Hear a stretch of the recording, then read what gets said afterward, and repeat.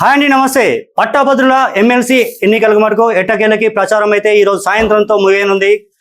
అభ్యర్థులు ప్రచారంలో అయితే హోరెత్తించిన సిచ్యువేషన్ నెలకొంది. ఇటు విమర్శలు అటు ప్రతి విమర్శలు. ఈరోజు ప్రచారం ముగుస్తున్న నేపథ్యంలో మనతో పాటు మాట్లాడడానికి మాజీ ప్రభుత్వ విప్ అదేవిధంగా బీఆర్ఎస్ నేత బాల్క సుమన్ గారు ఉన్నారు. అని అడిగి తెలుసుకుందాం. అన్న నమస్తే, ఎలా ఉంది ప్రచారం? ఎలా సార్? మాకు చాలా సానుకూలమైనటువంటి వాతావరణం ఉంది. ఎందుకంటే మా అభ్యర్థి రాకేష్ రెడ్డి గారు విద్యావంతుడు, అదేవిధంగా ఈ ప్రాంత ప్రజల సమస్యల పట్ల, ఈ ప్రాంతం పట్ల సంపూర్ణమైనటువంటి అవగాహన ఉన్నటువంటి వ్యక్తి. సో మొదటి నుంచి చాలా ఉత్సాహంతో సమాజ సేవ చేయాలనే ఆలోచనతో రాజకీయాల్లో తిరుగుతున్నటువంటి వ్యక్తి కాబట్టి ఈ ప్రాంత ప్రజానికానికి చిరపరిచితుడు కాబట్టి చాలా పాజిటివ్ అట్మాస్ఫియర్ కనబడుతుంది. అంటే సార్వత్రిక ఎన్నికల్లోకి అయితే ప్రచారం ఎలా సాగుతుందో అదే విధంగా ఈ ఎమ్మెల్సీ ఎలక్షన్ ప్రచారం సాగుతుంది. ఎందుకు ఇలా పొలిటికల్ ఇష్యూ? అట్లేం లేదు కదా. సార్వత్రిక ఎన్నికల్లో 2-3 నెలల ముందు నుంచి జరుగుతుంది ప్రచారం. జస్ట్ మేము స్టార్ట్ చేసి వారం 10 రోజులు అయినా తగ్గించి కాలే. కాకపోతే ఏంటంటే ఇది ఒక ప్రతిష్టాత్మకమైనటువంటి ఎన్నిక కాంగ్రెస్ పార్టీ భావిస్తుంది. దానివల్ల ఈ రకమైనటువంటి పరిస్థితి వచ్చింది. ఎందుకంటే 34 అసెంబ్లీ నియోజకవర్గాలు, 3 ఉమ్మడి జిల్లాలు ఖమ్మం, వరంగల్, నల్గొండ కాబట్టి ఇక్కడ రిజల్ట్ ఏమన్నా అటు అయితే కాంగ్రెస్ పార్టీకి వ్యతిరేకత ప్రారంభమైంది అనేటటువంటి ఆలోచన సమాజంలో వస్తుంది అనేటటువంటి దాంతో ఇక వాళ్ళందరూ ఎమ్మెల్యేలు, మంత్రులు, ముఖ్యమంత్రి టెలికాన్ఫరెన్స్ పెట్టడం, వీడియో కాల్స్ చేయడం, జూమ్ మీటింగ్లు పెట్టుకోవడం, డబ్బులు పంపేయడం, అధికార పార్టీ అనేక రకాల అవకతవకలకు పాల్పడుతూ ఓటర్లను ప్రలోభాలకు గురి చేస్తూ సో దీన్ని చాలా సీరియస్ గా తీసుకొని పోవడం వల్ల ఇక సహజంగా భారతీయ జనతా పార్టీ కానీ మేము బీఆర్ఎస్ పార్టీ కానీ సహజంగా ఇతర పార్టీలు కూడా పనిచేసుకుంటాయి కదా, ఆ రకమైనటువంటి వాతావరణం ఏర్పడింది. ఓకే, అంటే 34 నియోజకవర్గాలు కంప్లీట్ అయిందా ప్రచారం? డెఫినెట్ గా అన్ని నియోజకవర్గాల్లో ప్రచారం దాదాపు కంప్లీట్ అయిపోయింది. సో మా వర్కింగ్ ప్రెసిడెంట్ కేటీఆర్ గారు ఒకవైపు, మా మాజీ మంత్రి సీనియర్ నాయకులు హరీష్ గారు ఒకవైపు, అదేవిధంగా ఇతర మాజీ మంత్రులు, మాజీ ఎమ్మెల్యేలు అందరూ కూడా మా సీనియర్ నాయకులు, తర్వాత మా కార్యకర్తల వరకు కింది స్థాయి వరకు అందరూ కూడా బ్రహ్మాండంగా ప్రచారాన్ని నడిపించడం, కొనసాగించడం. మాకు ఈ క్షేత్రస్థాయి పరిశీలన తర్వాత 3 జిల్లాల్లో జరిగిన ప్రచారాన్ని చూసిన తర్వాత ఆల్మోస్ట్ ఫస్ట్ ప్రయారిటీ ఓట్లోనే మేము గెలవబోతున్నామనే నమ్మకం నాకు. అంటే మ్యాక్సిమం ప్రచారంలో కూడా చూసాం విమర్శలు ప్రతి విమర్శలు. ఎందుకు అంత చేసుకోవాల్సి? అంటే అభ్యర్థులను బట్టి ఉంటుంది. సహజంగానే ఆవు లాంటి వాళ్ళు, గోవు లాంటి వాళ్ళు, మామూలు అంటే పెద్దగా వ్యక్తిగతమైనటువంటి విమర్శలు అవి ఉన్నాయి. అడుగుకున్నటువంటి వ్యక్తికి బ్లాక్ మెయిలర్ కాబట్టి ఆయన ఇష్టం వచ్చినట్టుగా మాట్లాడుతున్నాడు కాబట్టి సహజంగా ఆయన మీద గతంలో ఆయన ఏంది, ఇప్పుడు ఆయన ఏంది అనేటటువంటి చర్చ జరుగుతున్నటువంటి తరుణంలో అందరూ ఆయన మీద కొంతమంది స్వయంగా వాళ్ళే పాటలు తయారు చేసి యూట్యూబ్ లో పెడుతున్నారు, కొంతమంది వాళ్ళే బయటలు రిలీజ్ చేస్తున్నారు, కొంతమంది వాళ్ళే ఇంటర్వ్యూలు ఇస్తున్నారు. ఆయనతో గతంలో కలిసి పనిచేసినటువంటి వాళ్ళు, ఆయన గత చరిత్ర, గతంలో ఆయన 2015లో ఎమ్మెల్సీకి పోటీ చేసినప్పుడు ఇదే కాకతీయ యూనివర్సిటీకి కిరాయి ఇండికా కార్లో వచ్చి రీసెర్చ్ స్కాలర్స్ హాస్టల్లో ఉండి అక్కడ మెస్లో తిని వాళ్ళతో కలిసి మీరే నాకు ఛాయ్ తాగిపోయారు, మీరే నాకు రూపాయి ఇయ్యరు, మీరే నాకు ఓటేయరు అని మాట్లాడిన వ్యక్తి వాళ్ళ వెల్ఫేర్ కార్లలో తిరుగుతూ, ఓల్వో కార్లలో తిరుగుతూ 20 కార్ల కాన్వాయ్ పెట్టుకుని ఓటుకు 2000 అయినా నేను పెడతా, ఇంత డబ్బైనా నేను ఖర్చు పెడతానని మాట్లాడుతున్నటువంటి తీరు సహజంగానే చర్చ అవుతున్నది. కాబట్టి ఆయన ఇష్టం వచ్చినట్టు మాట్లాడుతున్నారు, ఆయన మీద ఇంకొందరు మాట్లాడుతున్నారు. సో పార్టీల పరంగా కూడా డెఫినెట్ గా మాట్లాడుకోవాల్సి వస్తుంది కాబట్టి అంతా జరుగుతుంది. ఓకే, అంటే ప్రచారంలో మీరు దాదాపు సరే ప్రచారం 34 నియోజకవర్గాల్లో చేశారు. బట్ బీఆర్ఎస్ అభ్యర్థికి ఎందుకు ఓటేయాలంటే ఏమంటారు?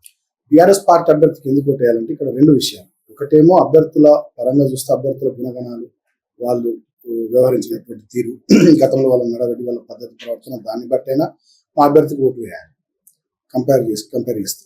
రెండవది ఏంటంటే 5 నెలల కాంగ్రెస్ పరిపాలనలో వీళ్ళది మొత్తం ప్రతీకార పాలన, దగా పాలన, కక్షపూరిత పరిపాలన తప్ప నిజమైనటువంటి పరిపాలన జరుగుతలేదు. వాళ్ళు ఇచ్చినటువంటి హామీల మీద, చెప్పినటువంటి మాటల మీద నిలబడి ప్రజలకు పనిచేసే ఆలోచనలు కాంగ్రెస్ పార్టీ లేదు. ముఖ్యంగా రైతాంగం ఇబ్బందులు పెడతా ఉన్నారు. పండిన పంట చక్కగా ఉండలేదు.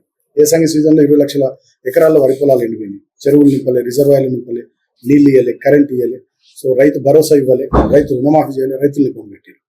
ఎట్ ద సేమ్ టైం నిరుద్యోగులకు సంబంధించి 2 లక్షల ఉద్యోగాల జాబ్ క్యాలెండర్ ఇస్తామన్నారు, అది ఇవ్వాలి. నిరుద్యోగ వృత్తి ఇస్తామన్నారు 4,000, అది ఇవ్వలేదు. అంతేకాకుండా అన్నిటికన్నా ముఖ్యంగా గతంలో ఎన్నడూ కూడా తెలంగాణలో చూడని ఒక కొత్త పరిస్థితి చూస్తున్నాం. మొన్న శ్రీధర్ రెడ్డి అనే మా నాయకుని కొల్లాపూర్లో చంపారు, అంతకుముందు మల్లేష్ యాదవ్ అనే నాయకుని కొల్లాపూర్లో చంపారు. రాష్ట్ర వ్యాప్తంగా వేల సంఖ్యలో మా నాయకులు, కార్యకర్తల మీద కేసులేని గతంలో ఎన్నడూ తెలంగాణలో లేదు. కొత్త సంస్కృతి, కొత్త సాంప్రదాయం. మేము కూడా 10 సంవత్సరాలు అధికారంలో ఉన్నాం. ఎన్నడూ ఇటువంటి కక్షపూరిత దూరంతో మేము పనిచేయలేదు. కానీ వాళ్ళు ఫస్ట్ టైం వీళ్ళు ఇట్లా పనిచేస్తూ ఉన్నారు కాబట్టి సో అంతేకాకుండా వాళ్ళు ఏమింటున్నాం రాష్ట్రంలో Bhatti tax, B tax, Uttam tax, U tax, Revanth Reddy tax, R tax. స్వయంగా ప్రధానమంత్రి వచ్చి ఆర్ ట్యాక్స్ అని మాట్లాడిపోతే ఏం జరుగుతూ ఉంది రాష్ట్రంలో? గతంలో మేము సంపద పెంచినాం, పెంచిన సంపద ప్రజలకు పెంచినాం. ఇవాళ ఉన్న సంపదను తీసుకొని పోయి ఢిల్లీకి కప్పం కడతా ఉన్నాడు రేవంత్ రెడ్డి. సో ఇవాళ బ్రూ ట్యాక్స్, బట్టి tax, Revanth tax, Uttam Kumar Reddy tax, ఈ బ్రూ ట్యాక్స్ మనం చూస్తాం. రేపు తీన్మార్ మల్లన్న అంటూ గెలిస్తే క్యూ ట్యాక్స్ వస్తుంది రాష్ట్రంలో.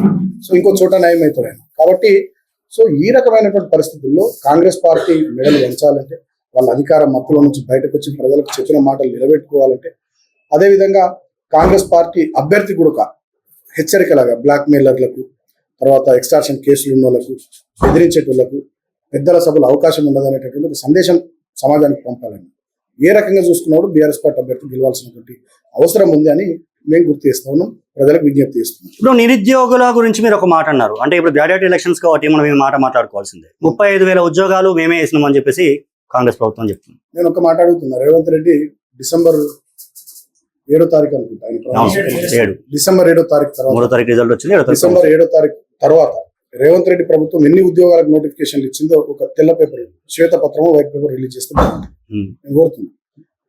ఆయన వచ్చి నెల రోజులు కూడా కాలే ఎల్బీ స్టేడియంలో మీటింగ్ పెట్టి అపాయింట్మెంట్ ఆర్డర్లు ఇస్తే ఉద్యోగాలకు సంబంధించిన ప్రక్రియ ఎట్లుంటుంది, నోటిఫికేషన్ ఇవ్వాలి, అందరు అప్లై చేసుకోవాలి, అప్లై చేసుకున్న తర్వాత స్క్రూటినైజ్ చేయాలి, దాని తర్వాత వాళ్ళకి హాల్ టికెట్లు పంపించాలి, రిటర్న్ టెస్ట్ పెట్టాలి, రిటర్న్ టెస్ట్ అయినాక కూడా కొన్ని ఉద్యోగాలకు ఇంటర్వ్యూస్ ఉంటాయి, ఇంటర్వ్యూస్ కంప్లీట్ చేయాలి. ఇంటర్వ్యూస్ అయిపోయిన తర్వాత 1:3 రేషియోనా 1:4 రేషియోనా మళ్ళీ దాంట్లో వాళ్ళను క్లియర్ చేసి ఫైనల్ లిస్ట్ పెట్టి అప్పుడు ఉద్యోగాలు వచ్చినాయని వాళ్ళకి ఇన్ఫర్మేషన్ ఇచ్చి అప్పుడు అపాయింట్మెంట్ ఆర్డర్ ఇవ్వాలి. ఇదంతా జరగాలంటే ఎవడు కోర్టుకు పోకుంటే నాకు తెలిసి ఒక 8 నెలల ప్రాసెస్. ఏ ఉద్యోగాల భర్తీ నోటిఫికేషన్ ప్రక్రియకైనా మినిమం 6 to 8 months. ఎవరు కోర్టుకు పోకుంటే, కోర్టుకు పోతే దాని సంగతి దేవుడు ఎరుగు. సో ఈయన వచ్చి నెల రోజులకి ఎల్బీ స్టేడియంలో మీటింగ్ పెట్టి అపాయింట్మెంట్ ఆర్డర్ ఇస్తే ఆయన ఉద్యోగాలు ఇచ్చినట్టు. మందికి పుట్టిన బిడ్డను మా బిడ్డను రేవంత్ రెడ్డి. మేము ఇచ్చిన నోటిఫికేషన్లు, మేము పెట్టిన రిటర్న్ టెస్టులు, మేము పెట్టిన ఇంటర్వ్యూ, ఎన్నికల కోడ్ వల్ల మేము అపాయింట్మెంట్ ఆర్డర్ చేయలేకపోయింది. రేవంత్ రెడ్డి ప్రభుత్వం వచ్చిన తర్వాత ఆయన ఇచ్చింది ఆ ఉద్యోగాలు 30,000 పైచిలకు ఉద్యోగాలు ఉన్నాయి. మళ్ళీ ఆ ఇచ్చిన ఉద్యోగాలలో స్టాఫ్ నర్సులు ఉన్నారు, 4 నెలలు వేయాలి, 3 నెలలు దాటిపోయింది, శాలరీసే లేవు.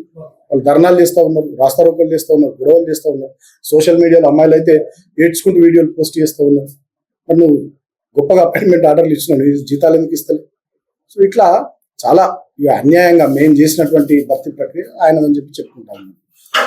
ఓకే, ఇప్పుడు అంటే రైతుల గురించి కూడా మీరు ఒక మాట్లాడినారు. అంటే ఇప్పుడు సన్న బియ్యం గురించి ఇది మీరు ఏం మాట్లాడతారు? సన్న బియ్యానికే 500 రూపాయల బోనస్ అంటే కాంగ్రెస్ ప్రభుత్వం ఆల్రెడీ, కాంగ్రెస్ ప్రభుత్వం వాళ్ళ అభయహస్తం ఎన్నికల మేనిఫెస్టోలో వాళ్ళు చెప్పింది ఏంటంటే వడ్లకు క్వింటాల్కు మద్దతు ధరకు అదనంగా 500 రూపాయల బోనస్.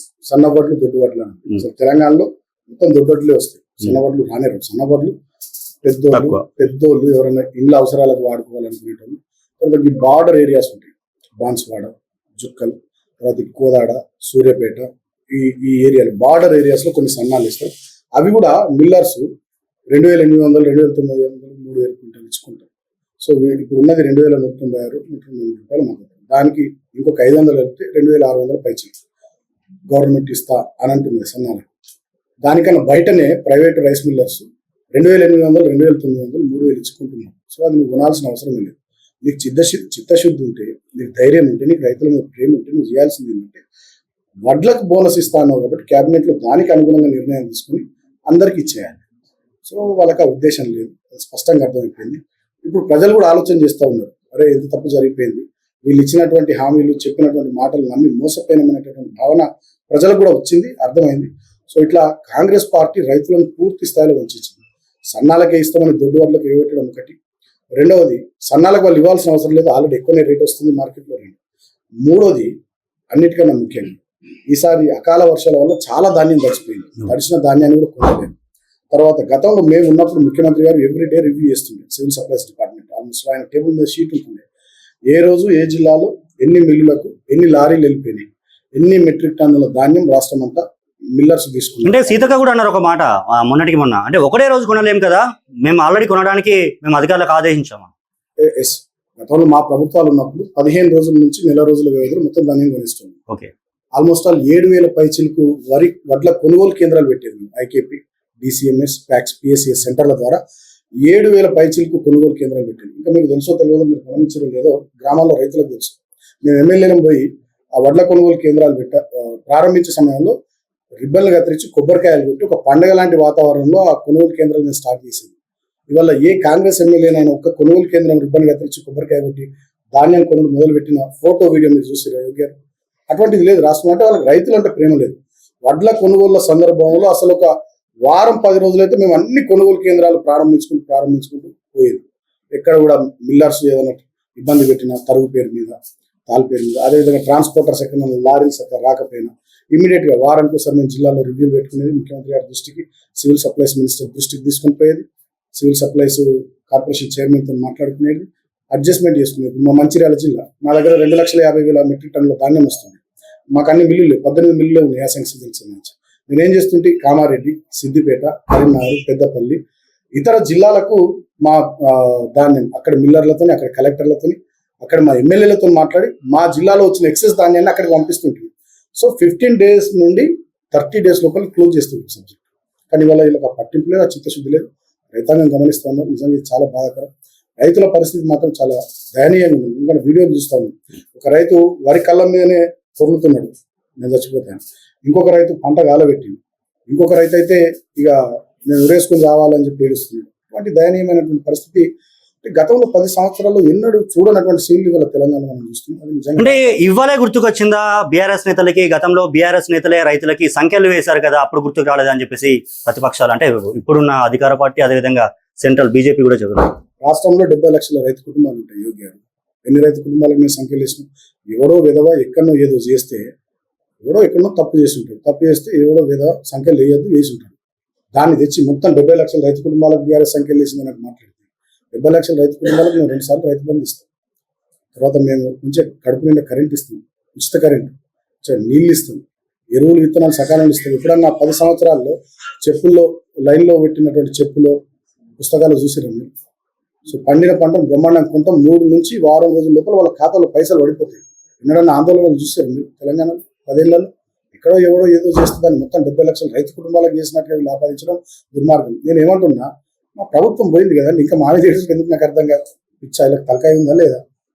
వీళ్ళకి ఇచ్చిన ప్రభుత్వం, మీకు అవకాశం ఇచ్చారు, అధికారం ఇచ్చారు, బాధ్యత చెప్పారు. ఆ బాధ్యతను గుర్తుపెట్టుకొని మీరు పనిచేయాలి. రైతాంగానికి ఇబ్బంది కాకుండా చూసుకోవాలి. గదిడ్స పెట్టి కేసీఆర్ మీద ఏడ్చుడు, కేటీఆర్ మీద ఏడ్చుడు, మా నాయకుల మీద ఏడ్చుడు ఏమొస్తుంది? ఇంకా బీజేపీ కాంగ్రెస్ ఒకటా, బీఆర్ఎస్ బీజేపీ ఒకటా? బీజేపీ కాంగ్రెస్ ఒకటి, మేము ఎప్పుడు ఒకటి కాదు. ఎందుకంటే ఇవాళ బీజేపీకి ఈ స్థాయిలో దేశవ్యాప్తంగా అంతో ఎంతో పోటీ అని బీజేపీ భావించిందే దక్షిణ భారతదేశంలో కేసీఆర్ గారిని, ఉత్తర భారతదేశంలో కేజ్రీవాల్ గారిని. కాబట్టి అటు కేజ్రీవాల్ జైలు పెట్టారు, ఇటు కేసీఆర్ గారిని టార్గెట్ చేసి వారి బిడ్డను జైల్లో పెట్టారు, మా పార్టీని ఇబ్బంది పెట్టారు. మా వాళ్ళ మీద చాలా మంది మీద సిబిఐ కేసులు, ఈడీ కేసులు, అదేవిధంగా ఐటీ రైట్స్ చాలా జరిగి చాలా ఇబ్బంది పెట్టారు. తర్వాత మా ప్రభుత్వాన్ని పడగొట్టాలని కుట్ర కూడా చేసి దొరికిపోయారు. అదే కాంగ్రెస్ పార్టీకి సంబంధించి ఏం చేస్తా ఉన్నారు బీజేపీ పార్టీ నాయకులు? వాళ్ళిద్దరు ఒకటి దొందు. అటు కాంగ్రెస్ ఉండాలి, ఇటు బీజేపీ ఉండాలి. దేశంలో ఇంకే పార్టీ ఉండదు. ఎందుకంటే అటు రాహుల్ గాంధీ ఉంటే మోడీకి మంచిది కదా. రాహుల్ చూస్తే కూడా కాంగ్రెస్ కోటేడు, మోడీ కోటేస్తాడు. కాబట్టి అటు రాహులే ఉండాలి, ఇటు మోడీ ఉండాలి. బీజేపీ అట్లా భావిస్తుంది. కాంగ్రెస్ వాళ్ళు కూడా రీజనల్ పార్టీస్ లేకుంటే మంచిది అన్నట్టు వాళ్ళు కూడా ఉన్నారు. కాబట్టి 2 పార్టీలు ఉంటూ ఈ దేశంలో 2 పార్టీ సిస్టమ్ ఉండాలి, వేరే పార్టీలు ఉండదు అనే ధోరణితో వాళ్ళు పనిచేసుకుంటున్నట్టు కనబడుతుంది. కానీ నిజమైనటువంటి ప్రజాస్వామ్యం, నిజంగా ప్రజాస్వామ్యం బతకాలంటే మల్టీ పార్టీ సిస్టమ్ ఉండాలి. ఒక్కొక్క రాష్ట్రంలో వాళ్ళ ఆకాంక్ష, వాళ్ళ ఆశయము, వాటికి ప్రతిబింబంగా పనిచేసేటటువంటి స్థానిక అస్తిత్వ పార్టీ అనేది డెఫినెట్గా ఉండాలి. ఇప్పుడు ఫర్ ఎగ్జాంపుల్ మీరు చూస్తే తమిళనాడులో డిఎంకే, డెఫినెట్ తమిళ్ ప్రైడ్ అంటారు వాళ్ళు, తమిళ అస్తిత్వం అంటారు. అదొక ఛాంపియన్ ఉంది కొన్ని దశాబ్దాలు. సో అట్లనే తెలంగాణ కాడికి వచ్చేసరికి బీఆర్ఎస్ పార్టీ డెఫినెట్గా ఛాంపియన్ ఉంది. మీరు ఒడిశా పోతే నవీన్ పట్నాయక్ గారి బిజు జనతా దళ్ పార్టీ ఉంది. అట్లనే కర్ణాటకకు పోతే అక్కడ అస్తిత్వానికి సంబంధించి జేడీఎస్ లాంటి పార్టీ ఉంది. ఇట్లా చాలా చోట్ల దేశవ్యాప్తంగా ఇతర రాష్ట్రాల్లో ఆయా పార్టీ. మీరు ఉత్తరప్రదేశ్ పోండి, అక్కడ బీఎస్పీ ఉంటుంది, ఎస్పీ ఉంటుంది. బీహార్ పోండి, లాలూ ప్రసాద్ యాదవ్ నేతృత్వంలో ఆర్జేడీ పార్టీ ఉంటుంది. అట్లనే తృణమూల్ కాంగ్రెస్. వెస్ట్ బెంగాల్ పోతే, జార్ఖండ్ పోతే జేఎంఎం. ఇట్లా వేరియస్ స్టేట్స్లో అక్కడ స్థానిక అస్తిత్వాలు, స్థానిక ప్రజల ఆకాంక్షలు, వాళ్ళకి సంబంధించినటువంటి సాంస్కృతిక ఇతరత్ర అనేక రకాలైనటువంటి వాటికి ప్రతీకలుగా ప్రతినిధులు కొన్ని పార్టీలను ప్రజలు ఓన్ చేసుకున్నారు. అటువంటి పార్టీలు ఉండాలి. ఉంటేనే రాష్ట్రాల యొక్క భావాన్ని దేశ స్థాయిలో ఇన్వడింపజేయవచ్చు. మనది ఏకకేంద్ర సమాఖ్య వ్యవస్థ, ఏకకేంద్ర వ్యవస్థ కాదు భారతదేశం. కాబట్టి మల్టీ పార్టీ సిస్టమ్ ఉండాలి. ఇది నచ్చని కాంగ్రెస్, బీజేపీ ఆ 2 పార్టీలు ఒకటైపోయి లోపల దేశంలో అనేక పార్టీలు ఇబ్బంది పెడుతున్నారు. కాంగ్రెస్ పార్టీ ఉన్నప్పుడు అంత చేసింది గతంలో, బీజేపీ ఉన్నప్పుడు అంత చేస్తాం. ఇప్పుడు కవిత గారి గురించి ఒక మాట అన్నారు. మొన్న రీసెంట్ గా వెళ్ళి మీరు ములాఖాత్ కలిసినట్టున్నారు. అంటే హెల్త్ బాగాలేదని చెప్పేసి తను చెప్తూనే ఉన్నారు పదే పదే. ఎలా ఉంది అక్కడ సిచ్యువేషన్? కవిత గారు మొన్న మేము కలిసినప్పుడు మంచిగా ఉన్నారు, మెంటల్ గా చాలా స్ట్రాంగ్ ఉన్నారు. ఆమె కూడా she is daughter of fighter definite గా. అది ఏం లేదు, అది కేసు కాదు, పాడు కాదు, అది ఒక పాలసీ, ఢిల్లీ గవర్నమెంట్ యొక్క పాలసీ. ఆ పాలసీలో ఢిల్లీ గవర్నమెంట్ ఏదో తప్పు చేసిందని, దాంట్లో తెలుగు రాష్ట్రాలకు సంబంధించి కొంతమంది ఉన్నారని, వాళ్ళకి సంబంధించి వీరు రికమెండ్ చేశారని ఏదో కావాలని చెప్పి అటు కేజ్రీవాల్ గారిని ఇటు కేసీఆర్ గారిని దిబ్బగొట్టడానికి చేసినటువంటి కుట్రలో భాగంగా వారిని అక్రమ కేసు పెట్టి జైల్లో పెట్టడం జరిగింది. ఎన్నో న్యాయస్థానాల మీద నమ్మకం ఉంది. ఈ నెల 27 నాడు ఎల్లుండి కోర్టు హియరింగ్ ఉంది, డెఫినెట్గా బెయిల్ వస్తుంది అనేటటువంటి ఆశాభావం మాకున్నది.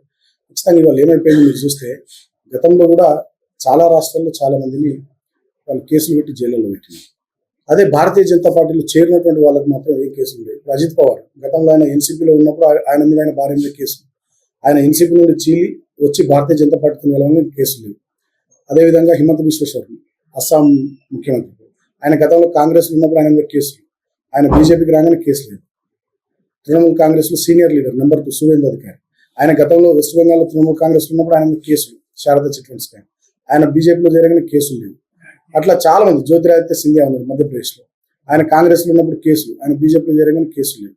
అంటే వాళ్ళ భారతీయ జనతా పార్టీ అయితే వాళ్ళ పార్టీలో చేరాలా, లేకపోతే వాళ్ళ పార్టీతో పొత్తు పెట్టుకోవాలి. అప్పుడేం కేసులు ఉన్నాయి, ఏం గొడవలు ఉన్నాయి, వాళ్ళంతా మంచోళ్ళు పునీతులు. వాళ్ళతో పొత్తు పెట్టుకోకుండా వాళ్ళకు ఎదురెళ్ళి మీ సంగతి ఏంది, మీ కథ ఏంది, దేశాన్ని మీరు నాశనం చేస్తున్నారు అని చెప్పి ప్రశ్నిస్తే వాళ్ళు అంచివేస్తారు. వాళ్ళ కేజ్రీవాల్ గారి విషయంలో, కేసీఆర్ గారి విషయంలో జరిగింది. డెఫినెట్గా దీన్ని మేము ఎట్లా ఫేస్ చేయాలో అట్లా ఫేస్ చేస్తాం. ఏం చెప్తారు 6 గ్యారెంటీలు, కాంగ్రెస్ ప్రవేశపెట్టిన 6 గ్యారెంటీల కోసం ఏం చెప్తారు? 6 గ్యారంటీలు, 420 హామీలు కాంగ్రెస్ పార్టీ ఇచ్చింది. దాంట్లో ఒక్కటంటే ఒకటి నెరవేర్చిన ఒకటి ఫ్రీ బస్సు పథకాన్ని వాళ్ళు ముందర పెట్టుకున్నారు. దాన్ని ఏదో ప్రారంభించినట్టు చేశారు. కానీ ఒక బస్సులో 50 మంది కూర్చునే పరిస్థితి ఉంటే వాళ్ళు 60-70 మంది ఉంటున్నారు. ఢిల్లీలో అవుతుంది. రాష్ట్ర వ్యాప్తంగా మీరు బస్ డిపోలకు పోయి సర్వీసుల లెక్క తీసుకుంటే 2014 ముందు చాలా బస్సులు రూట్లలో నడిచినాయి. ఇవాళ సర్వీసులు తగ్గించింది, ఖర్చు తగ్గించుకుంటుంది, 0 టికెట్ కాబట్టి. సో ఆ బస్సుల్లో కూడా గొడవలు అవుతున్నాయి. మీరు చూస్తూ ఉన్నారు, కండక్టర్ మన డ్రైవర్ సీట్లకి వెళ్ళి కొంతమంది ఎక్కుతున్నారు, కిటికీలకి వెళ్ళి కొంతమంది ఎక్కుతున్నారు, మొత్తం సింగులు చెక్కి కొంగులు పట్టుకొని జుట్లు పట్టుకొని కొట్టుకుంటా ఉన్నారు. సో దారుణమైనటువంటి పరిస్థితి. ఇప్పుడు ఫ్రీ టికెట్ తో పోయిన మహిళకు సీట్ ఉంటలేదు, టికెట్ ఖర్చు పెట్టిపోయి మొగోళ్ళు ఎవరైనా ఎక్కితే బస్సులో వాళ్ళకు సీట్ ఉంటలేదు. ఒక రకమైనటువంటి దయనీయమైనటువంటి పరిస్థితి అది ఉంది. అది కాక ఇక రైతు రుణమాఫీ కానీ, రైతు భరోసా కానీ, ఇందాక నేను చెప్పినట్టుగా వడ్లకు మద్దతు ధర మీద 500 రూపాయల క్వింటల్ బోనస్ కానీ, 2 లక్షల ఉద్యోగాల జాబ్ క్యాలెండర్ కానీ, 4,000 నిరుద్యోగ వృత్తి కానీ, గృహజ్యోతి పథకం 200 యూనిట్ల వరకు ఉచిత కరెంట్ గృహజ్యోతి పథకం కానీ, ఇందిరా మిల్లు కానీ, ఏ ఒక్క గ్యారంటీ అమలు చేయాలి. అదే కాక ఈ 420 హామీలు అంటే 5 నెలల్లో ఎలక్షన్స్ కోడ్స్ ఉన్నాయి, మధ్యలో ఎట్లా మేము అమలు చేసే టైం కూడా మాకు లేదు అని చెప్పేసి కాంగ్రెస్ నేతలు. రేవంత్ రెడ్డికి ఆ మాత్రం బుద్ధి లేదా? ఆయన ఎమ్మెల్సీగా చేసిండు, ఎమ్మెల్యే చేసిండు, గతంలో ఎంపీగా పనిచేసిండు. December 9 నాడు నేను ఇట్లా రాగానే 2 లక్షల రుణమాఫీ చేస్తాను. మరి ఎందుకు చెప్పినట్టు నీకు బుద్ధి లేదా, సోయి లేదా? ఆగస్ట్ 15 కి టైం ఇచ్చినట్టు. ఆగస్ట్ 15 అది కూడా చూద్దాం. ఆగస్ట్ 15 ఎట్లా చేస్తాడో, ఏం చేస్తాడో అది కూడా చూద్దాం. అంటే ఈయన పార్లమెంట్ ఎన్నికలు ఉన్నాయి కాబట్టి ఆగస్ట్ 15, అసెంబ్లీ ఎన్నికలు ఉన్నాయి కాబట్టి December 9, పార్లమెంట్ ఎన్నికలు అయిపోయినాయి, ఇప్పుడు లోకల్ బాడీ ఎన్నికలు వస్తున్నాయి. వీళ్ళంతా గెలిపిస్తూనే చేస్తాను, మళ్ళీ మాట మారుస్తారు. ఖచ్చితంగా మీరు చూడు, అదే జరిగింది. రేవంత్ రెడ్డికి పరిపాలన అనుభవం లేదు, పరిపాలించినటువంటి సత్తా గతంలో లేదు, ఆయనకు చిత్తశుద్ధి లేదు. ఆయన తెలంగాణలో ఉద్యమంలో లేడు. తెలంగాణ ప్రజల ఆకాంక్షలు, తెలంగాణ ప్రజల పోరాటాలు, తెలంగాణ రైతాంగం యొక్క సమస్యలు, ఇవన్నీ కూడా ఆయన రియల్ ఎస్టేట్ వ్యాపారం, రియల్ ఎస్టేట్ బ్రోకర్, ఒక బ్లాక్ మెయిల్. అటువంటి వ్యక్తికి ప్రజల సమస్యలు, ప్రజల ఆలోచనలు ఎట్లా కనబడతాయి, ఎట్లా అర్థమవుతాయి. కాబట్టి ఎట్టి పరిస్థితుల్లో ఆయన ఏమీ చేయలేడు రేవంత్ రెడ్డి, నాకు స్పష్టత ఉంది. ఇవాళ ఆయన ఒకటే స్వయంగా ప్రధానమంత్రి నరేంద్ర మోడీ గారు వచ్చి చెప్పింది ఆర్ ట్యాక్స్ అని చెప్పి. ఇవాళ ఆయన డబ్బుల వసూళ్లలో బిజీగా ఉన్నాడు తప్ప ఆయన ఏం చేసే ఆలోచనతో లేడు, ఏం చేసేటటువంటి పరిస్థితి కూడా లేదు. ఇవాళ ఈయన ఒక దిక్కు ఆర్ ట్యాక్స్, తర్వాత Bhatti Vikramarka B tax, Uttam Kumar Reddy U tax, ఇది బ్రూ ట్యాక్స్. లేటెస్ట్ గా ఇప్పుడు తిన్మార్ మల్లన్న అనేటువంటి గెలిస్తే క్యూ ట్యాక్స్ తయారైంది. ఫైనల్ గా ఏం చెప్తారు గ్రాడ్యుయేట్ ఎలక్షన్స్ గురించి? నేను ప్రధానంగా ఖమ్మం, నల్లగొండ, వరంగల్ ఈ 3 జిల్లాల ప్రజలందరికీ కూడా విజ్ఞప్తి చేసేది ఏంటంటే, ఇవి 3 కూడా ఉద్యమాల జిల్లాలు. ఇక్కడ తెలంగాణ ఉద్యమం కానీ, విప్లవ ఉద్యమాలు కానీ, దళిత బహుజన అస్తిత్వ ఉద్యమాలు కానీ, అనేక రకాలైనటువంటి ఉద్యమాలకు ప్రాతినిధ్యం వహించినటువంటి ప్రాంతాలు. కాబట్టి ఇక్కడ ఉన్నటువంటి బిడ్డలు, మీరు 4.5 లక్షల పైచిలకు ఓటర్లు ఉన్నారు. మీరు 4 కోట్ల పైచిలకు ప్రజల గొంతుకగా మీరు మారాలి డెఫినెట్ గా. ఎందుకంటే ఈ 5 నెలల కాంగ్రెస్ పరిపాలన చూస్తే వాళ్ళు గతంలో దుర్మార్గంగా పరిపాలించాలని అర్థమవుతుంది. రాబోయే రోజుల్లో పెద్దగా ఏం చేయాలనేటటువంటి స్పష్టంగా కనబడుతుంది. ఇవాళ ప్రజాపాలన పేరిట ప్రతీకార పాలన, దగా పాలన చేస్తూ, కక్షలు కార్పణ్యాలతో హత్య రాజకీయాలు చేస్తూ తెలంగాణ రాజకీయాలను కలుషితం చేస్తున్నారు. సంక్షేమం పక్కకు పెట్టారు, అభివృద్ధి పక్కకు పెట్టారు, వాళ్ళు అడ్డగోలుగా డబ్బులు సంపాదించుకుంటున్నారు, కొంత ఢిల్లీకి పంపిస్తున్నారు, ఆ పనులు బిజీ ఉన్నారు. కాబట్టి 34 అసెంబ్లీ నియోజకవర్గాల పరిధిలో జరిగే ఈ ఎన్నికల్లో వాళ్ళకు ఒక సురుకు తలగాలి. ఒక సురుకు తలగాలంటే బీఆర్ఎస్ పార్టీ అభ్యర్థి రాకేష్ రెడ్డి గారిని ప్రతిపక్షానికి సంబంధించినటువంటి వ్యక్తి కాబట్టి ఆయనను గెలిపిస్తే ఆయన ప్రశ్నిస్తాడు, మాట్లాడతాడు, ఒక ధిక్కార స్వరంగా నిలబడతాడు, యువకుడు కొట్లాడతాడు. తద్వారా కాంగ్రెస్ పార్టీకి కూడా అర్థమైపోతుంది 34 అసెంబ్లీ నియోజకవర్గాల్లో 5 నెలల అసెంబ్లీ ఎన్నికల మన పరిపాలన తర్వాత మనల్ని ప్రజలు రిజెక్ట్ చేసినట్టే ఏదో తేడా కొడుతుందని చెప్పి వాళ్ళ పద్ధతి, వాళ్ళ ప్రవర్తన మార్చుకొని ప్రజలకు ఇచ్చినటువంటి హామీలు, ప్రజలకు చేయాల్సినటువంటి పాలన మీద దృష్టి పెడతారనేటటువంటి నా ఉద్దేశం. దానికోసం నేను ప్రజానీకానికి పేరు పేరుగా ముఖ్యంగా ఈ 3 జిల్లాల విద్యావంతులు, మేధావులు, డాక్టర్లు, అడ్వకేట్లు, జర్నలిస్టులు అందరికీ విజ్ఞప్తి చేస్తూ ఉన్న పట్టభద్రులందరికీ దయచేసి మా రాకేష్ రెడ్డి గారి 3వ నెంబర్ దానికి 1వ ప్రయారిటీ ఓటు వేసి, ఫస్ట్ ప్రిఫరెన్షియల్ ఓటు వేసి వారిని గెలిపించండి, ఆశీర్వదించండి, మద్దతు ఇవ్వండి. మీ బిడ్డగా డెఫినెట్గా మీ తరఫున గొంతుగా కౌన్సిల్ ఆయన కొట్లాడతారు. ఎమ్మెల్సీ కానీ తర్వాత ఇక్కడ మన కౌన్సిల్ కానీ అక్కడ రాజ్యసభ కానీ 2 పెద్దల సభలు. ఈ పెద్దల సభలు ఏర్పాటు చేసేటటువంటి క్రమంలో ఆనాడు అంబేద్కర్ గారు కానీ, నెహ్రూ గారు కానీ గ్రాడ్యుయేట్స్ కు ప్రతినిధులుగా, స్థానిక సంస్థల ప్రజాప్రతినిధులకు ప్రతినిధులుగా, టీచర్లకు ప్రతినిధులుగా కొంతమంది ఆ స్థానాల నుంచి ఎన్నికై రావాలి, ఆ కౌన్సిల్లో మంచి చర్చ జరగాలి అనేటటువంటి ఆలోచనతో అవి ఏర్పాటు చేసింది. మరి అవి అటువంటి మంచి వాళ్ళకు అడ్డాలు కావాలి తప్ప బూతుల గడ్డ కావాలి, బ్లాక్ మెయిలర్ల గడ్డ కావాలి. కాబట్టి దానికోసం నేను మిమ్మల్ని విజ్ఞప్తి చేస్తా ఉన్నా, విద్యావంతులను ఎన్నుకోవాలి, మంచి వాళ్ళని ఎన్నుకోవాలి, ఫైటర్స్ కావాలి, మనకు చీటర్స్ కాదు, బ్లాక్ మెయిలర్స్ కాదు, మనకు నిజమైన నాయకులు కావాలి. కాబట్టి దయచేసి మీరందరూ కూడా ఆశీర్వదించండి, దీవించండి. మా ఏనుగుల రాకేష్ రెడ్డి గారికి మొదటి ప్రాధాన్యత ఓటు నుంచి గెలిపించమని కోరుకుంటున్నాను. Thank you. రైట్, చూస్తున్నాం ప్రతిపక్ష నేతని గెలిపిస్తే ఖచ్చితంగా ప్రశ్నించే గొంతుగా తయారవుతాడని చెప్పేసి బాల్క సుమన్ చెప్తున్న సిచ్యువేషన్. ఇది రోజు ఇంటర్వ్యూ. మరో ఇంటర్వ్యూ మళ్ళీ కలుద్దాం. నేను మీ యోగి, వరంగల్. అసలైన తొలి వెలుగు. ఫాలో వాట్సాప్ @తొలి వెలుగు official.